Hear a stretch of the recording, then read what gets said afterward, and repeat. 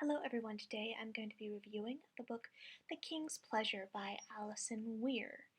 And this tells the story of Henry VIII through the point of view of Henry VIII. And if you follow this channel for any length of time, you know that Alison Weir has written books on Henry VIII's mother, Elizabeth of York, and then all six of his wives. In she put it in novel form, as and being as true to history as can be for the most part, unless something doesn't. There might be little nitpicky things that don't add up, but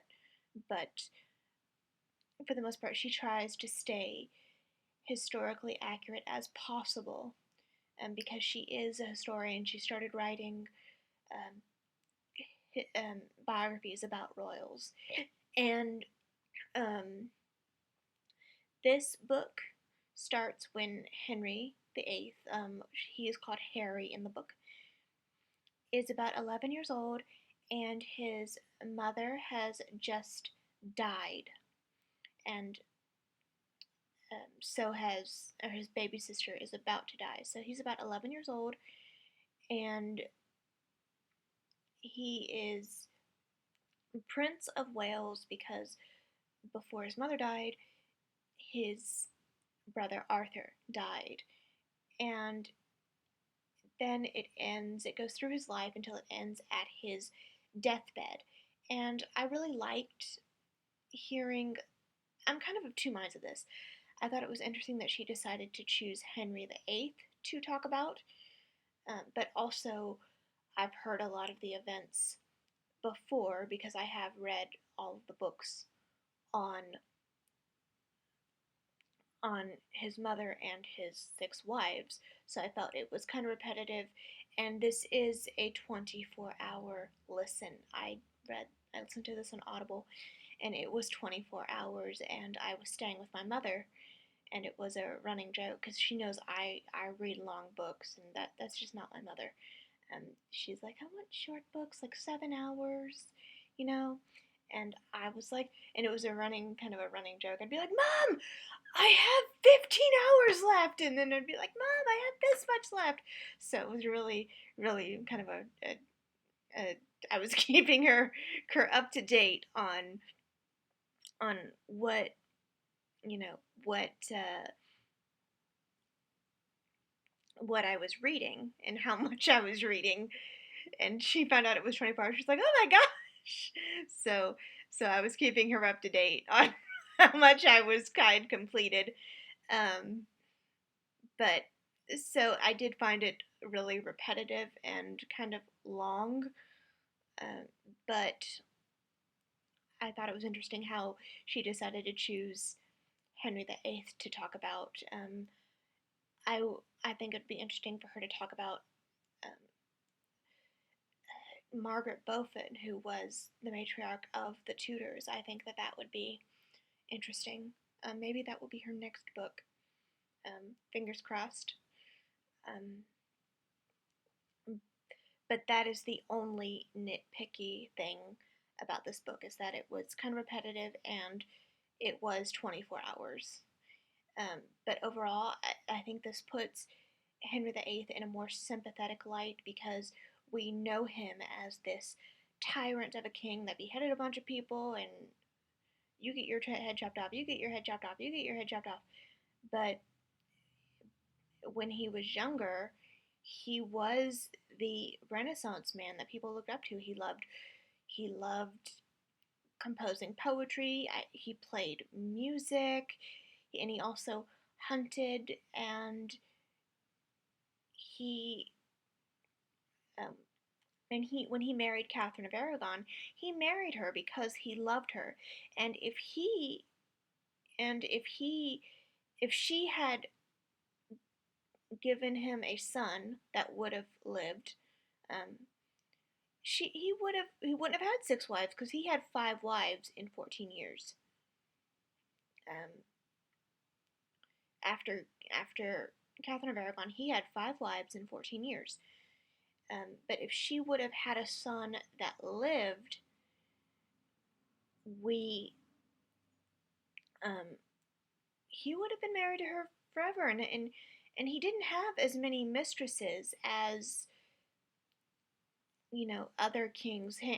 Francois the First had tons of mistresses, but uh, King Henry VIII didn't have as many um, as